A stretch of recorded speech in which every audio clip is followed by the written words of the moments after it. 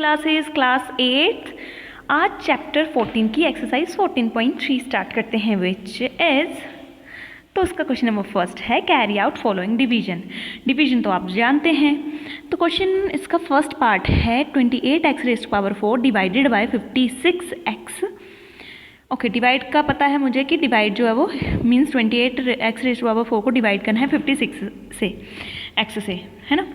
अब सबसे पहले काम आपने करना है 28 का प्राइम फैक्टराइजेशन करो। 2 इंटू 2 इंटू 7 करेंगे, लिख दिया खोल के मैंने 2 इंटू 2 इंटू 7।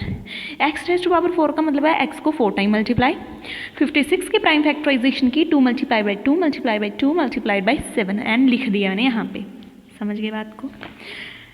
2 से 2 गया, 2 से 2 गया, 7 से 7 गया, न्यूमरेटर और डिनोमिनेटर कट जाते हैं ना, क्योंकि ऊपर मल्टीप्लाई में है सारे। x से एक x गया, तो स्टूडेंट आंसर क्या आ जाएगा मेरे पास? मेरे पास आ जाएगा 3x बच गए ऊपर और नीचे 2 बच गए। आएगा x raise to power 3 upon 2, है ना। x 3 टाइम मल्टीप्लाई है, basis same, powers add, right. Now देखो इसका सेकंड पार्ट है उसी तरह से -36 बाय का क्यूब डिवाइड करना है 9 बाय स्क्वायर से। 36 की prime factorization 2 multiplied by 2 multiplied by 3 multiplied by 3 by 3 time है, खोल के लिख लिया, बाय मल्टीप्लाइड बाय 9, 3 3 9 बाय 3 से 3 गया, 3 से 3 गया, बाय से बाय गया, बाय से बाय गया। क्या क्या बच गया देखो ज़रा, माइनस बच गया है जी, माइनस तो बच गया है, और बच गया है मेरा 2 बच गया है, एक 2 बच गया है, एक बाय भी बच गया है। तो आंसर क्या आ जाएगा मेरा? -4 बाय। समझ गए? इस तरह से आपके ये आएंगे। देखो इसका थर्ड पार्ट क्या है, 66p square r cube divided by 11q r square, है ना। अगेन प्राइम फैक्टराइजेशन करेंगे, आ गया मेरे पास 2 मल्टीप्लाइड बाई 3 मल्टीप्लाइड बाई 11। आप प्राइम फैक्टराइजेशन करके देखेंगे, p q का स्क्वायर है 2 टाइम्स q, r क्यूब है 3 टाइम r मल्टीप्लाई करके लिख लिया। 11q multiplied by r square है, r को 2 टाइम मल्टीप्लाई, 11 से 11 गया और q से q गया और r से r गया, r से r गया, बचा क्या क्या देखिए ज़रा, 2 बच गया है, 2 बच गया है, 3 बच गया है, p बच गया है, q बच गया है, r बच गया है। आंसर आ जाएगा 6pqr, राइट। तो इस तरह से जो आपके क्वेश्चंस हो जाएंगे सारे के सारे ही। अब देखो यहाँ पे ना फिफ्थ पार्ट था, मैं यहाँ पे क्यों करवा रही हूँ इसको, वैसे तो सेम है। 12a raise to power 8 b की पावर 8 डिवाइडेड बाय -6 a का पावर 6 b की पावर 4। देखो इसमें क्योंकि 8 है और इसकी पावर 8 है तो पावर्स को नहीं लिखते रहेंगे, क्योंकि a को 8 टाइम्स लिखना जो है वो एक बहुत ही बड़ी लंबी बात हो जाएगी। तो 12 का prime factorization 2 multiplied by 2 multiplied by 3 हो गया, एंड a का पावर 8 b की पावर 8 है, -2 मल्टीप्लाइड बाई 3 a की पावर 6 b की पावर 4।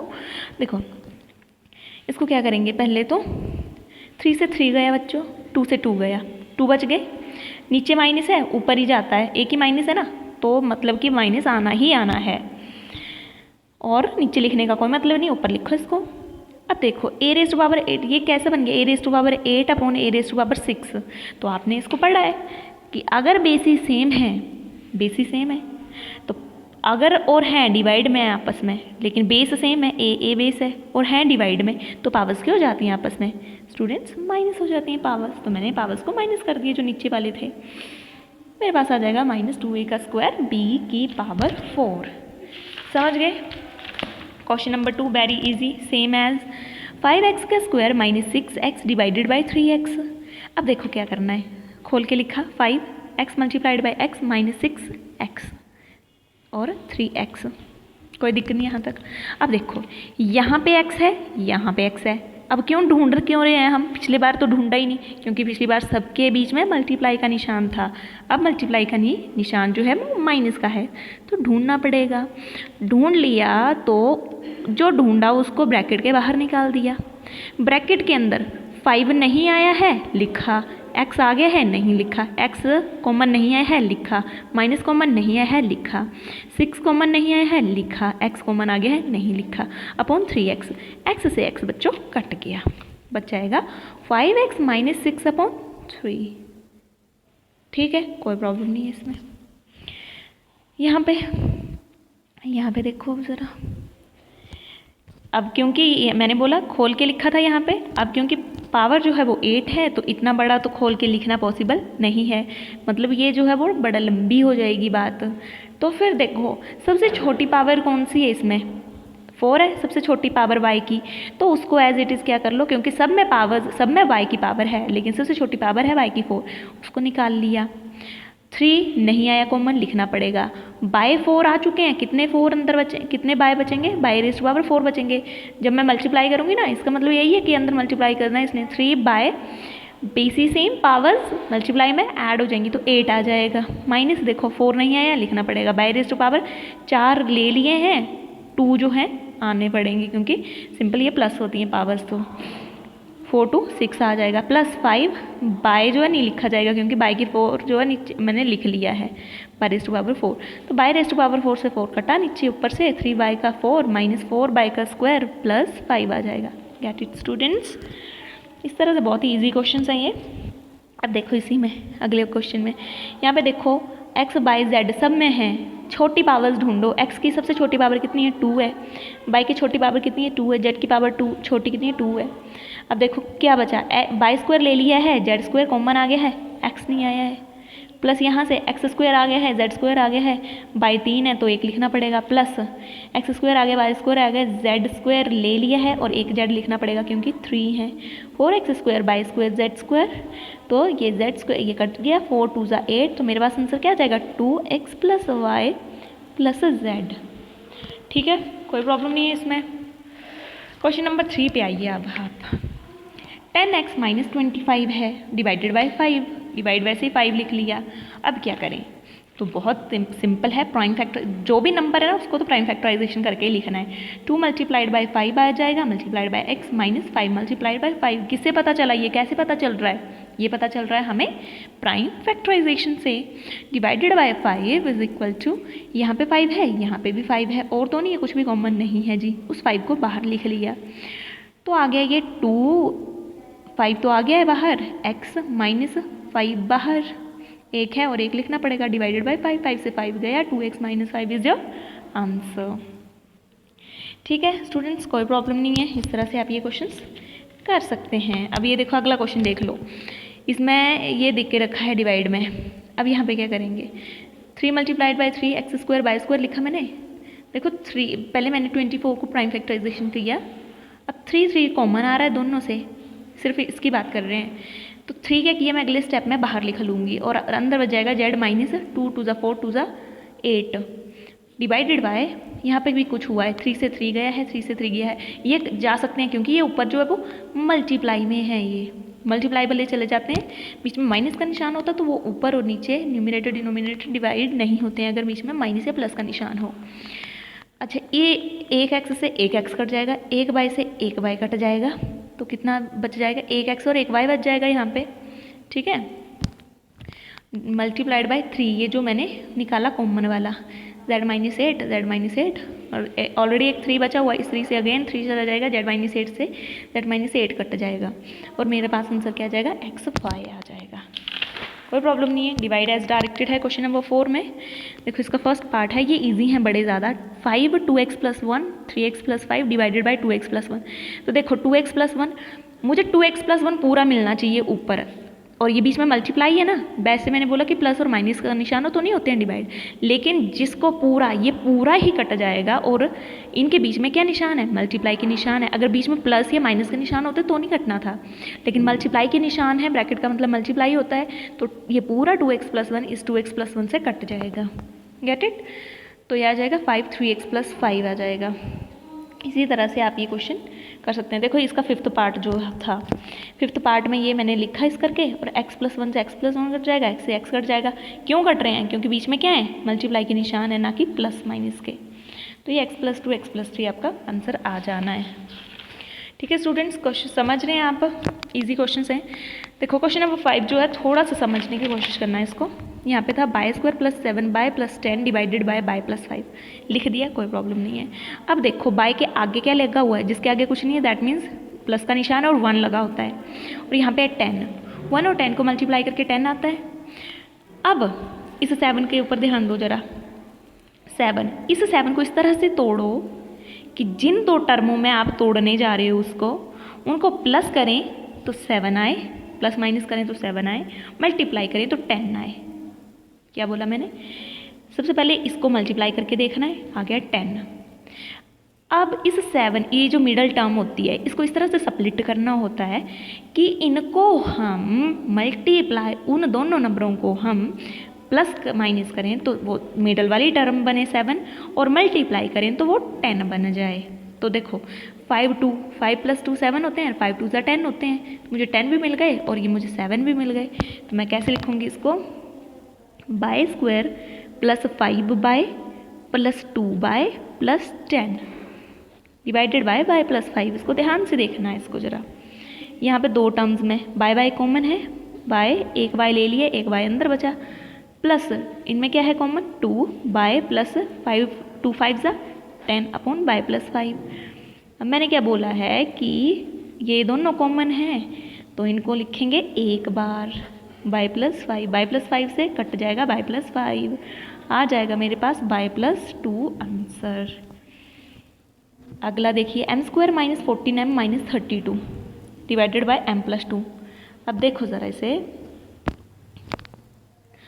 अब क्या करना है? पिछली बार क्या देखा था? यहाँ पे 1 है, 1 और -32 है इस बार। 1 और -32 को मल्टीप्लाई करें तो -32 आता है, -14। अब इस -14 को इस तरह से डिवाइड करो दो टर्म्स में कि उन दोनों को प्लस माइनस करें तो -14 आए और मल्टीप्लाई करें तो -32 आए। सोचो ज़रा, सोच लिया?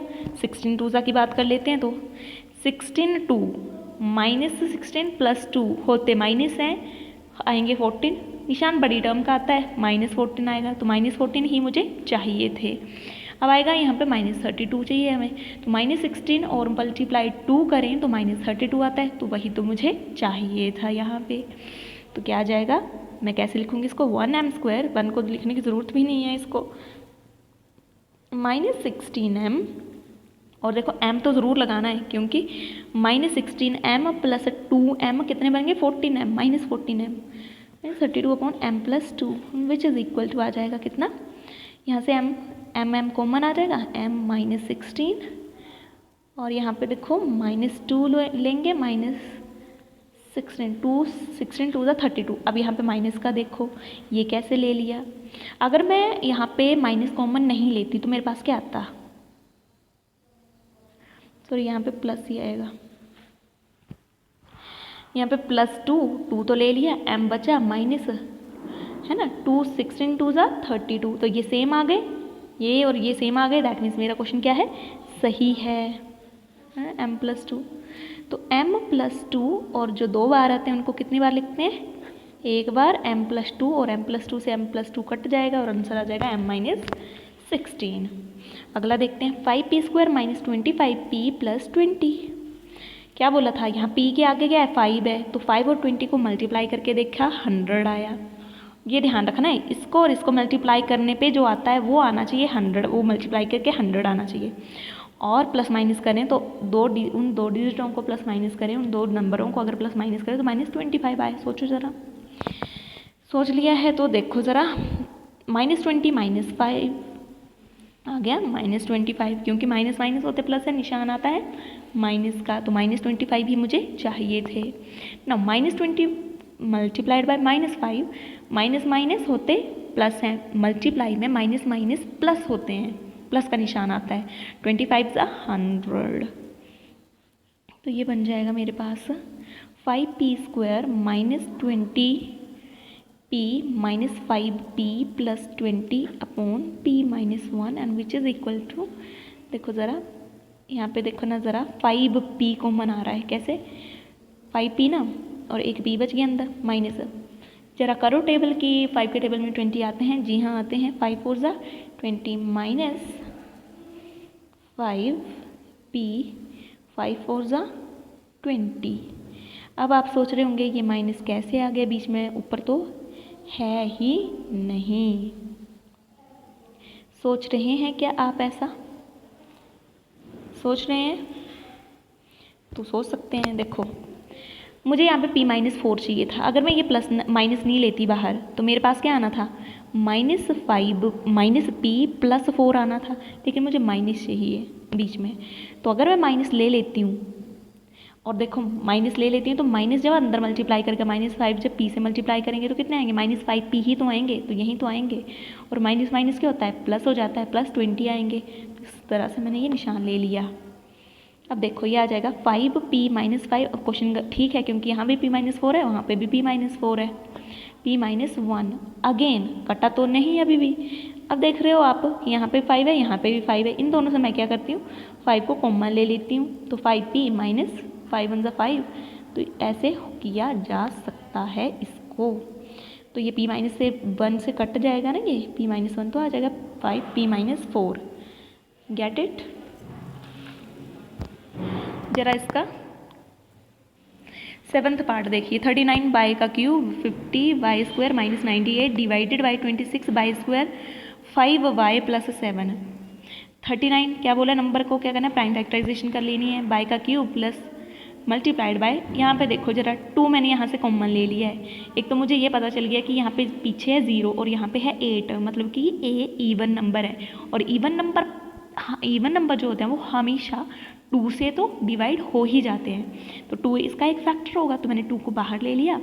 तो 20 आएगा क्या, 50 बनाने हैं ना, 2 और 25 आएगा, 25 2 50 y square as it is -2 4 8 2 9 18 49 आ गया। अब 26 का 2 × 13 लिख सकती हूँ y square 5y + 7 as it is. सबसे पहले तो 13 से 13 गया और 2 से 2 भी गया है, और बाई स्क्वायर से ये बाई स्क्वायर, ये 2 बाई चले जाएंगे, 1 बाई बचेगा। ठीक है, तो ये आ जाएगा 5 ठीक है, ये कट गया ना। और ये 25 बाई स्क्वायर को मैं कैसे लिख सकती हूँ, 5 बाई का होल स्क्वायर लिख सकती हूँ, क्योंकि 5 5 से 25 ही तो होते हैं, -49 को 7 का स्क्वायर लिख सकती हूँ अपॉन 5y + 1। अब देखो ज़रा, क्या आपको लगता है कि a² - b² का ही फॉर्मूला बन गया है, और a - b किसके बराबर होता है, a² - b² इक्वल होता है a + b, a - b के। ठीक है, कोई प्रॉब्लम नहीं है इसमें। नाउ a की जगह है 5y और b की जगह है 7, तो a + b 5y + 7 5y - 7। इससे 5y + 7 से नीचे वाला 5y + 7 कट जाएगा, आंसर आ जाएगा 3y 5y - 7।